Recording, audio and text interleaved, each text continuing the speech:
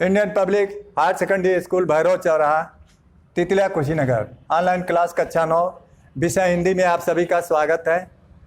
आज हम आपकी पाठ्य पुस्तक काव्य संकलन में संकलित पाठ साखी से दोहा नंबर 10 के विषय में बतला रहे हैं। इसके संदर्भ के विषय में तो हम पहले ही बतला चुके हैं कि जैसे लिखते हैं कि प्रस्तुत दोहा हमारी पाठ्य पुस्तक में संकलित पाठ या हमारी पाठ्य पुस्तक काव्य संकलन में संकलित पाठ साखी से उद्धृत है। इसके रचयिता संत कवि कबीरदास हैं। यह हो जाता है प्रसंग के विषय में। आप लिखेंगे कि इसमें कवि ने ईश्वर प्राप्ति के लिए मन के अहंकार को दूर करने का संदेश दिया है। या ऐसे लिख देंगे कि इसमें कवि ने बताया है कि ईश्वर प्राप्ति के मार्ग में अहंकार सबसे बड़ा बाधक है। जैसे भी लिख लें आप। अब आइए शब्दार्थ के विषय में। मैं का मतलब अहंकार था, अहंकार था। अब फिर मैं ना, अहंकार नहीं है। हरि है, ईश्वर है। हरि नहीं, ईश्वर नहीं है। अंधियारा अंधकार मिट गया, समाप्त हो गया। अब अंधकार का मतलब यहां बताया ज्ञान रूपी अंधकार, और दीपक तो ज्ञान रूपी दीपक। तो आइए इसकी व्याख्या हम कर लेते हैं कि कबीरदास जी कहते हैं कि ईश्वर सबके हृदय में वास करता है। ईश्वर सबके हृदय में वास करता है, लेकिन ईश्वर हृदय में तभी वास करता है कि जब हृदय में अहंकार का भाव न हो। जब हृदय में अहंकार का भाव न हो तब हृदय में ईश्वर वास करता है। अगर अहंकार की भावना है तब हरि नहीं, तब ईश्वर हृदय में वास नहीं करता है। अहंकार की भावना समाप्त हो जाती है तो ईश्वर वास कर लेता है, और ईश्वर जब वास कर लेता है तो अहंकार की भावना समाप्त हो जाती है। एक उदाहरण देते हैं कवि, दीपक। जैसे हम घर में एक छोटा सा दीपक जलाते हैं तो लिखेंगे जिस प्रकार से हम दीपक के प्रकाश में एक दीपक को जलाकर उसके प्रकाश में देखते हैं तो घर का सारा अंधकार समाप्त हो जाता है, हो गया है। ठीक उसी प्रकार जब हम अपने हृदय में ज्ञान रूपी दीपक को जलाते हैं तो ज्ञान रूपी दीपक के प्रकाश में देखते हैं कि हमारे अंदर का अज्ञान रूपी अंधकार समाप्त हो गया है और हमारा हृदय निर्मल हो गया है। और जब हृदय निर्मल हो गया है उसी समय ईश्वर हमारे हृदय में वास कर जाता है। भाव कवि का यह है कि ईश्वर को प्राप्त करने के लिए सबसे पहले हमको अपने मन के अहंकार को दूर करना होगा। अब आइए दोहा नंबर 11 में देखिए। तो यहां पे देखिए संदर्भ वही होगा। प्रसंग के विषय में बतला देते हैं कि इसमें कबीरदास ने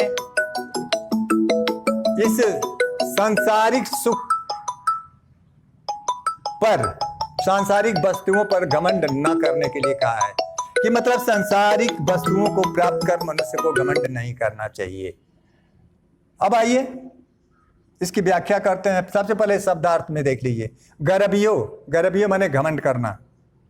आवास, आवास माने जानते ही होंगे आप, ये आवास माने घर महल होता है। काल माने कल पर, कल परियो माने पड़ोगे। भूए माने होता है भूम पर, लोटना लोटोगे। ऊपर ऊपर घास, जामे घास, खरपतवार जम जाएंगे।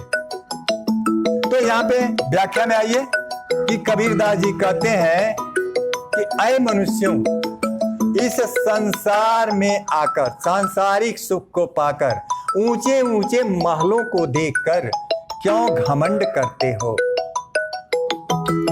इन महलों को देखकर, इन सांसारिक सुख को प्राप्त करके घमंड करना तुम्हारा बेकार है, क्योंकि ये सांसारिक वस्तुएं क्षण भंगुर है, क्षण भर में नष्ट होने वाली है। नीचे देखिए, काल पर है भूल लौटला।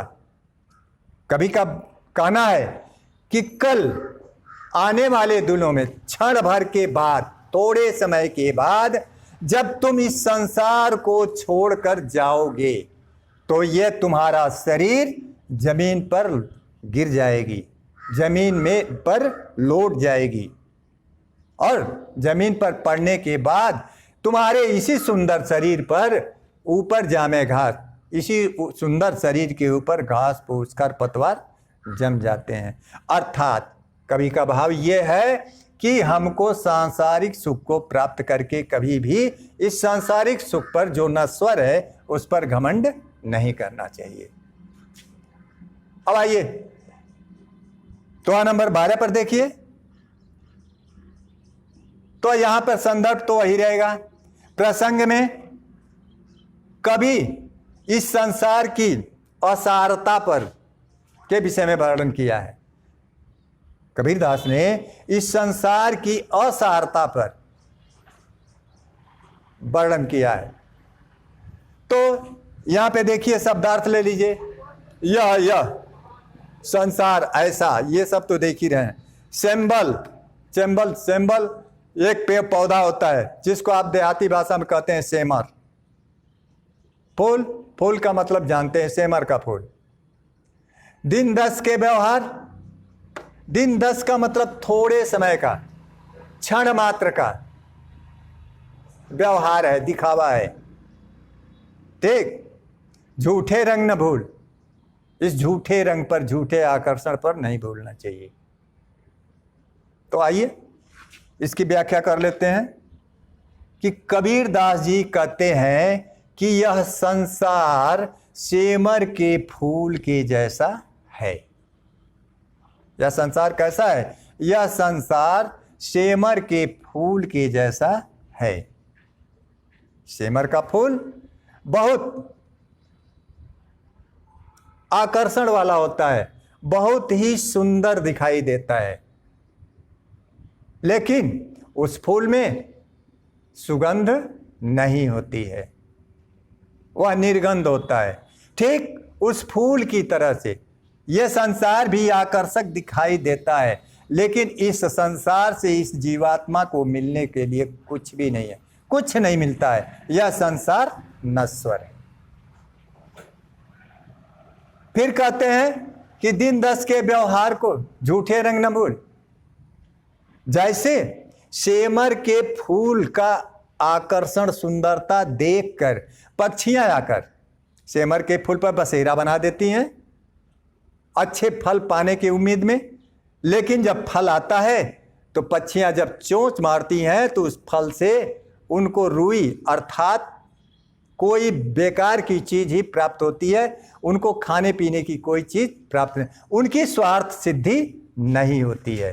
ठीक ऐसे ही इस संसार का व्यवहार क्षणिक है। इस क्षण मात्र के व्यवहार के लिए संसार के आकर्षण में भूल करके लोगों को नहीं रहना चाहिए, अर्थात इस सांसारिक वासनाओं के आकर्षण में फंसकर अपने जीवन को व्यर्थ नहीं करना चाहिए। अब आइए काव्य सौंदर्य में, तो इसकी भाषा में लिख देंगे चौधुकड़ी